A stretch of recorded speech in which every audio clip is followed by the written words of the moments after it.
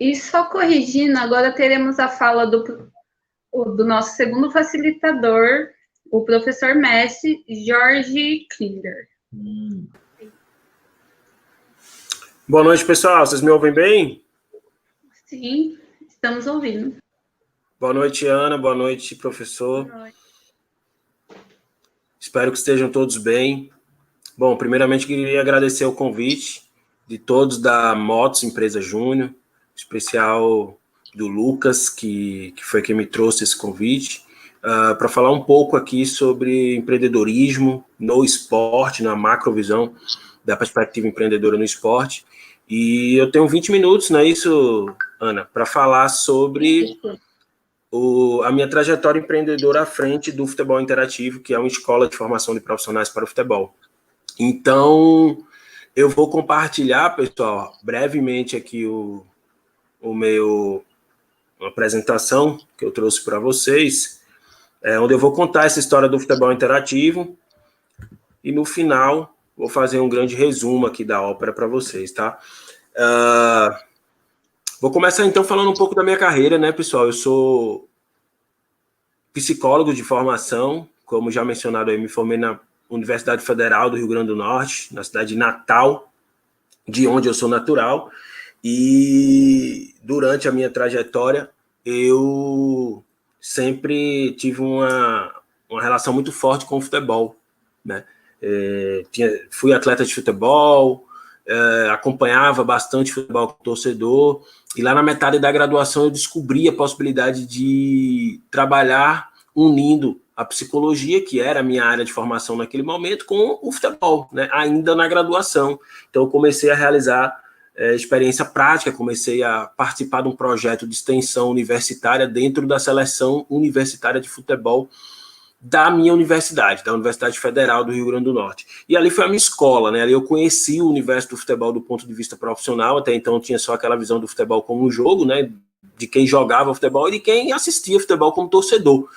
Mas eu não entendia acerca da indústria do futebol, das várias áreas do conhecimento que fazem parte desse contexto, desse mercado do futebol, e ali eu pude ter essas primeiras experiências, compartilhadas com colegas acadêmicos da educação física, assim como muitos de vocês que estão aqui participando, colegas da área de fisioterapia, de nutrição, eram algumas das áreas que colaboravam de maneira multidisciplinar com essa seleção universitária de futebol. Então, ali a gente começou a simular o trabalho de uma comissão técnica, né? Tinha um professor orientador que nos incentivava bastante. A propósito, ele também é paranaense, apesar de ter morado muitos anos lá no Rio Grande do Norte. Hoje ele mora em Sergipe, que é o professor João Roberto Liparotti, e ele era o nosso grande mentor, né? Ele era como se ele fosse o presidente do clube e nós fôssemos os profissionais, cada um em suas respectivas áreas, trabalhando, operacionalizando o dia a dia da seleção universitária de futebol. Então a gente tinha um treinador, a gente tinha um preparador físico, a gente tinha o fisioterapeuta, né? Todos acadêmicos já simulando suas práticas profissionais em suas respectivas áreas do conhecimento. No meu caso, eu era o acadêmico de psicologia dessa comissão técnica, e foi ali que eu me desenvolvi profissionalmente no âmbito do futebol. E aí eu já tinha, né, tido alguns outros estágios na área de psicologia, e mais especificamente no meu último ano eu tive um estágio na área de marketing dentro da Ambev, que é a maior companhia de bebidas do mundo, dona das marcas Guaraná Antártica, Skol, Brahma Antártica, tem a distribuição da Stella Artois no Brasil, Budweiser, enfim, uma grande companhia com uma cultura muito forte que me impactou bastante, né? Eu, como acadêmico de psicologia, imagino que pode ser o caso de alguns aqui, nunca tinha sido exposto a um ambiente organizacional, empresarial, e toda aquela cultura organizacional, especialmente a cultura ambeviana, né? A Ambev é muito marcada por ter uma cultura muito forte, me impactou bastante. Então ali eu comecei a entender mais o que era uma empresa, né? Eu vim de uma cidade relativamente pequena, né? Natal tem menos de 1 milhão de habitantes, do Rio Grande do Norte, né? De um estado igualmente pequeno, sem muita tradição no empreendedorismo, né? Onde tem pouca indústria, onde tem comércio bastante limitado, né? Não é muito comum se falar sobre isso por lá, né? Então, geralmente as carreiras lá levam para uma trajetória, por exemplo, no funcionalismo público, né? Ou em atividades administrativas em geral, ou da saúde, enfim. E o meu contato com a Ambev foi fundamental para mudar minha perspectiva sobre ser e estar no mundo, né? Sobre possibilidades de carreira, sobre o que eu poderia ser. Mas apesar de gostar muito da Ambev, no final da minha graduação, eu decidi investir no futebol e fui fazer um mestrado com futebol justamente para poder me aprofundar como psicólogo do futebol e trabalhar com aquilo que eu gostava. Foi uma decisão difícil, mas que me gerou muitos frutos, né? Porque a partir do mestrado eu tive a minha primeira experiência internacional. Eu fiz parte do meu mestrado na Universidade Autônoma de Nuevo León, no México, onde eu pude estudar e trabalhar com futebol. Trabalhei dentro do Tigres do México, né? Que inclusive está mais conhecido agora por nós brasileiros porque eliminou o Palmeiras recentemente na semifinal do Mundial de Clubes. Então, durante toda essa trajetória, eu fui adquirindo conhecimento, experiência, finalizei o meu mestrado, fui para a Universidade Federal de Minas Gerais com a intenção de seguir a minha trajetória acadêmica, fazer um doutorado, tive experiência nos Jogos Olímpicos e Paralímpicos, porque eu sempre tive muito contato com a prática, né? Então, lá em Belo Horizonte, eu trabalhava e estudava, né? Fazia o meu projeto de doutorado e já pagava a disciplina como aluno especial, como alguém que ia seguir uma trajetória acadêmica, mas sem se desvincular da prática. Até que, entre 2017 e 2018, eu esbocei o projeto do futebol interativo no Word e comecei a pensar sobre levar adiante, sobre empreender,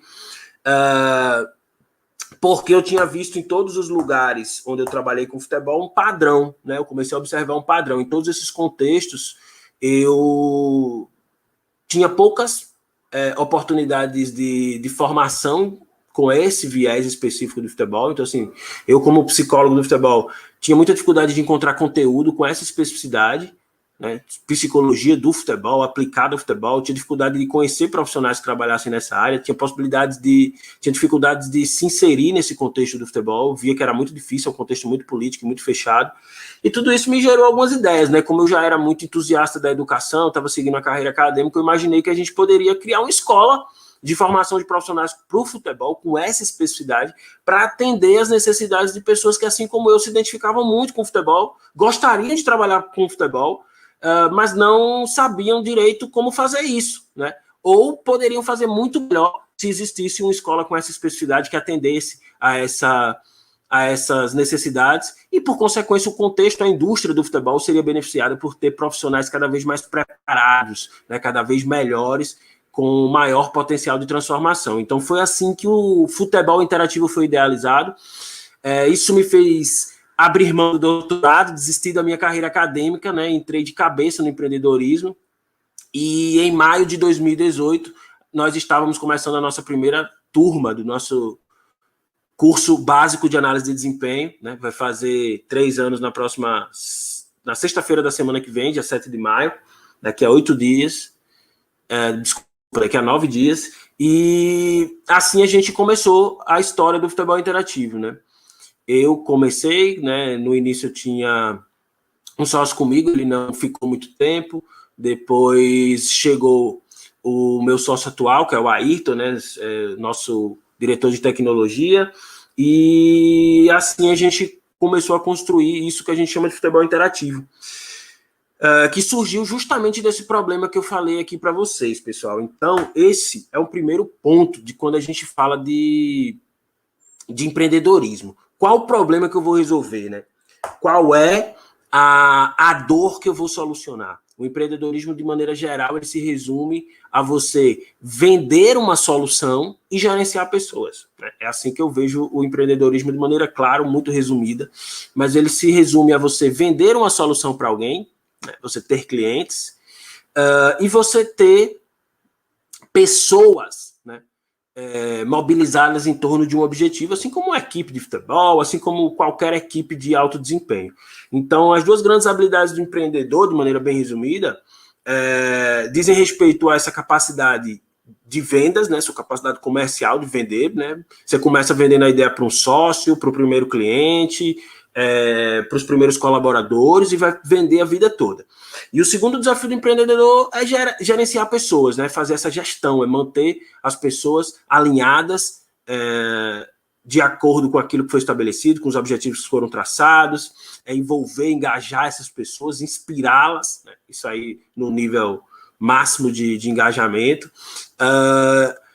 Mas tudo começa lá com a resolução do problema. O que é que eu vou fazer, né? Isso aqui que eu estou fazendo ajuda alguém, porque às vezes eu tenho uma ideia que é muito legal para mim, mas não necessariamente é legal para o mercado, é legal para as outras pessoas, né? Então, tudo começa aqui, né? E no meu caso, como eu já explicitei para vocês, o que eu fiz foi pegar aquela dor que eu sentia, criar uma hipótese, né? Eu falava assim, eu, George, psicólogo apaixonado por futebol, eu tenho dificuldade de me inserir, de trabalhar no futebol, eu tenho dificuldade de me capacitar, né? Então, se eu não estou capacitado, se eu não estou preparado, fica mais difícil eu me inserir. E também, se não tem vaga, não adianta, né? Se não tem emprego, não adianta também me capacitar, porque, né, não vai ter oportunidade. Como é que eu vou fazer para criar essas oportunidades? Então, essa era a dor que eu sentia. Então, o que foi que a hipótese que a gente criou lá atrás? Poxa, se existir um espaço específico de formação que desenvolva pessoas, muita gente que tem essa dor da formação vai estar resolvendo essa dor. Mas falta uma outra ponta aí, né? Que é onde eu acho que a educação hoje no Brasil, ela ainda não está sendo tão assertiva, né? Eu acho que a gente ainda está muito no ponto assim de muita teoria, né? E a teoria é boa, ela é imprescindível, mas a gente tem que dar aplicabilidade a isso, né? Então, como é que essa teoria que eu estou produzindo, que eu estou transmitindo, que eu estou difundindo, ela de fato ajuda outras pessoas a resolver um problema do mercado, né? Então, essa era a hipótese do futebol interativo. Será que esse conhecimento que a gente vai transmitir de fato vai ajudar as pessoas? Bom, a primeira a gente validou, né? E a segunda a gente vai validar aí no médio prazo, o que a gente espera, né, que aconteça. Se não validar, a gente vai tentar entender por que tem um novo desafio, que é como fazer essa indústria crescer a partir disso, né? Porque se a indústria não crescer, o futebol interativo fica limitado, né? Ele tem dificuldade também de crescer. Então a ideia é, se nós preparamos, desenvolvemos pessoas melhores, essas pessoas desenvolvem um ambiente no futebol melhor, por exemplo, com maior riqueza, maior geração de emprego, renda, e por consequência isso impacta, no final das contas, mais gente, mais pessoas são impactadas. Então se justifica todo esse investimento que eu faço na educação. Então essa é a ideia geral e era a hipótese que eu tinha lá atrás, morando em Natal, morando no México, morando em Belo Horizonte. Em todos esses lugares, apesar de ter diferenças culturais, socioeconômicas, contextuais, eu enxergava um padrão em todas elas, que era, poxa, é difícil trabalhar com futebol nesses lugares, né? Uns eram mais fáceis do que outros, mas em todos eles o acesso era muito difícil, era um mercado muito fechado. Eu costumo dizer que parece muito com política aqui no Brasil, né? Eu costumo falar que o futebol parece muito com política. Você não sabe direito como se torna, por exemplo, um treinador de futebol, um diretor de futebol, assim como você não sabe direito como se torna um político. Quais são os processos de inserção, né? Os processos de preparação, né? Se eu entrar, por exemplo, no meu caso lá na Ambev, para eu virar um gerente, ou eu seguia um plano de carreira dentro da companhia, ou eu fazia um trainee, né? Mas assim, os processos estão claros. E na indústria do futebol, como que eu faço para virar o diretor de futebol?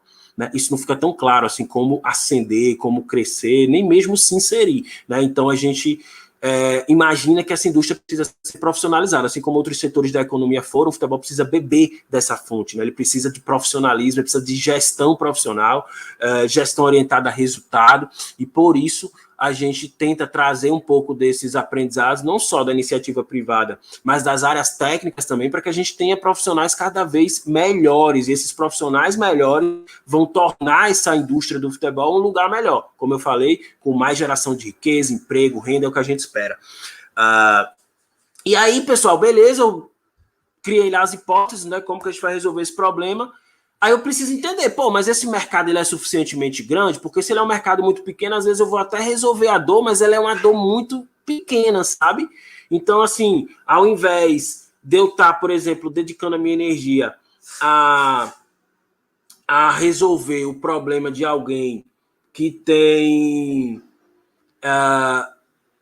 uma dificuldade de mobilidade na mão inteira, eu tô olhando só o dedo dela, eu tô olhando só o dedo mindinho, sabe? Assim, às vezes a dor que eu tô tentando resolver ela é muito pequena, ela não necessariamente abarca um mercado maior. E, obviamente, que todo mundo quer jogar um jogo maior, né, pessoal? Se eu perguntar aqui se vocês querem jogar num time grande ou num time pequeno, eu imagino que pouca gente, ninguém vai falar que quer jogar num time pequeno. Não, meu sonho é jogar num time pequeno. Não, acho que é jogar um jogo grande, né? Então, um outro ponto é você olhar para esse mercado. Esse mercado ele é suficientemente grande, né?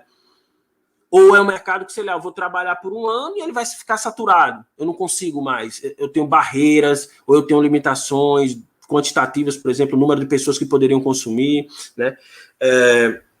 Isso isso pode ser um problema e pode ser uma vantagem para quem quer começar rápido, porque a vantagem de você estar num negócio tipo o nosso, que é de nicho, né, que a gente chama, é um negócio específico, é educação para o futebol, é bem específico, né, não é educação geral, não é educação para o esporte, é educação para o futebol. O legal é que você pode aprender mais rápido, né, porque você está interagindo com um público muito específico, então a probabilidade de você entender mais rápido quem é esse cliente, né, quais são as dores dele, as necessidades, como você ajuda ele, se tornam maiores. Então, uma segunda etapa do dever de casa para quem quer empreender é entender o mercado. Então, eu já entendi empiricamente esse mercado, porque eu vivia nele, né? Eu trabalhava, estudava ele. E aí eu fui para os números, né? E aí quando eu vi, primeiro, tinha pouco dado, né? O dado que eu encontrava era de 2004, por exemplo, sobre número de empregos nesse mercado, um dado da Fundação Getúlio Vargas, que falava que o futebol gerava, em 2004, 300 mil empregos.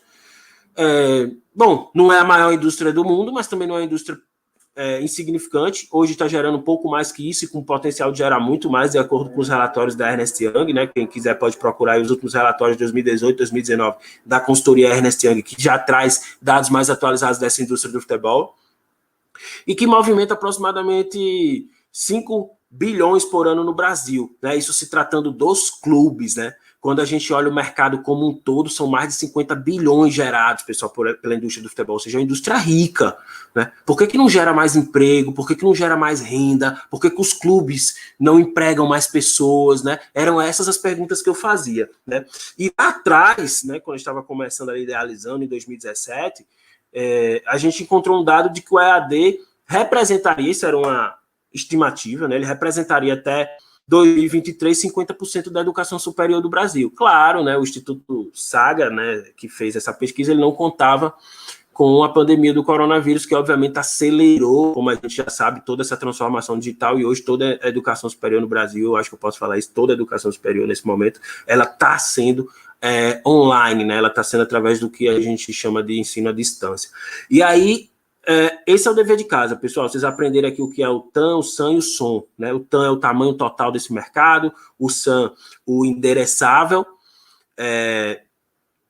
e o SOM, né, que é o micro, seria o que é que eu consigo abarcar desse mercado agora, né?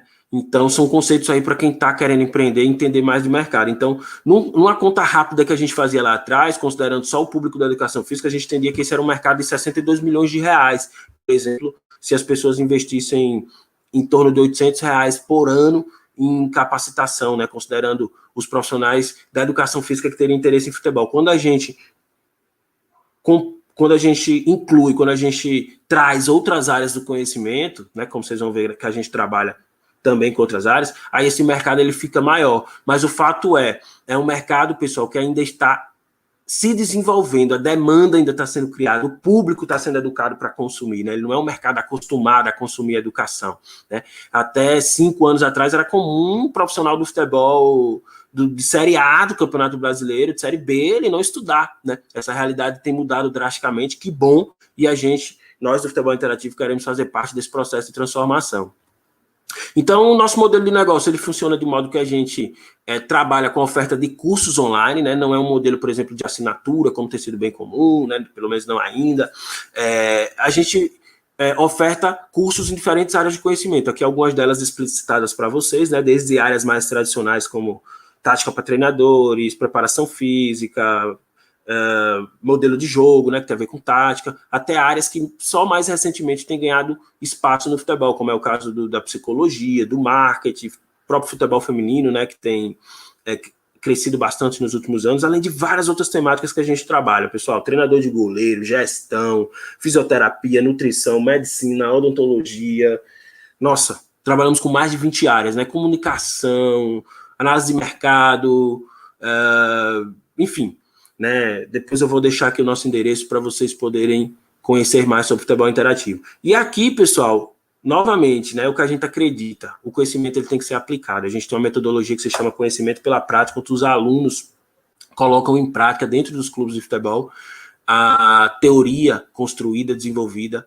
ao longo do curso, né? Ou melhor, o conhecimento decorrente dessa teoria transmitida ao longo dos cursos, o conhecimento desenvolvido construída ao longo dos cursos. Aqui alguns exemplos de alunos do futebol interativo no Benfica de Portugal, no Bahia, no Botafogo, né? Hoje são mais de 100 alunos que já realizaram experiências práticas em diferentes clubes do Brasil, quase 4 mil alunos capacitados em cursos como os que eu mencionei há pouco, e mais de 130 mil pessoas que já participaram de alguma ação do futebol interativo, onde eles se cadastraram deixando e-mail e telefone, né? A gente já abrange todos os continentes. A maioria desses alunos, obviamente, são brasileiros e portugueses, porque nós temos cursos até então exclusivamente em língua portuguesa, mas a gente tem alunos, inclusive, de países de nacionalidade outras, né? Especialmente da América Latina, né? O que reforça a nossa hipótese de que é um mercado com muita carência de conteúdo desse tipo. Aqui mais exemplos de alunos, né, de diferentes áreas do conhecimento, análise de desempenho, psicologia, tática, preparação física. E aqui um pouco das nossas projeções futuras, né?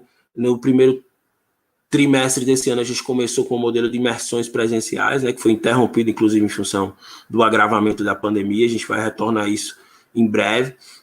São cursos em formato de imersão, são 3 dias dentro de um centro de treinamento, onde o aluno fica alojado e completamente imerso, como é a proposta, né? Então, ele tem aulas dentro do centro de treinamento do clube, aulas teóricas, aulas práticas. Agora, nesse segundo trimestre, a gente está inaugurando a modalidade de especialização. Para o trimestre seguinte, a gente, em parceria com a instituição de ensino superior, vai começar a ofertar conteúdos, cursos em formato de MBA, né? A grande característica do nosso MBA vai ser a possibilidade de experiência prática internacional em clubes da Europa e da América do Norte, especialmente. E no último trimestre do ano, a gente vai começar os nossos primeiros testes de internacionalização, onde a gente vai tentar atrair públicos de outros países, né? Como eu falei para você, a gente até tem, mas a gente não faz uma estratégia para que isso acontece muito espontaneamente. Então, a gente vai tentar testar alguns canais que podem nos justificar, quem sabe, o investimento numa perspectiva breve de internacionalização, né? A gente vai começar a tentar entender se existe, de fato, essa demanda com a disponibilização de conteúdos para além da língua portuguesa. Tá bom, pessoal? Essa é a minha contribuição, e deixo aqui no final uma frase do Bill Gates que nos inspira muito, né? Ele fala que para a gente ter grandes conquistas, grandes vitórias, às vezes a gente tem que tomar grandes riscos, né? Então, empreender é isso, é tomar risco, e quem tiver vontade de empreender no futebol interativo, por exemplo, é só me chamar no Instagram, faz contato comigo. A gente está com um processo seletivo para estágio se encerrando agora nesse momento, mas a gente está contratando o tempo todo, né? Até o final desse trimestre a gente está dobrando a equipe de 22 para 44, 45 pessoas aproximadamente. A gente já começou a fazer isso, a gente já está com 25, né? A gente começou o trimestre com, acho que 21, 22. Então, quem tem interesse em empreender com a gente, construir a maior escola de formação de profissionais para o futebol da América Latina até 2025, vai ser muito bem-vindo, né? Quem tiver nessa pegada de aprender, de se desenvolver num ambiente de crescimento acelerado, onde as pessoas são completamente apaixonadas por futebol, educação e tecnologia. Beleza? E quem quer empreender fora do futebol interativo, se prepara, lê bastante, estuda, busca referência e coragem, né? O Flávio Augusto da Silva, que é uma grande inspiração para nós aqui do futebol interativo, que é o criador das marcas WhatsApp, meusucesso.com, né? Ele está lá no Instagram como Geração de Valor. Ele fala que o empreendedor tem que ter visão, competência e coragem, né? A visão é o que a gente vislumbra no médio e longo prazo, né? Onde a gente imagina que aquilo pode chegar, né? É a ideação.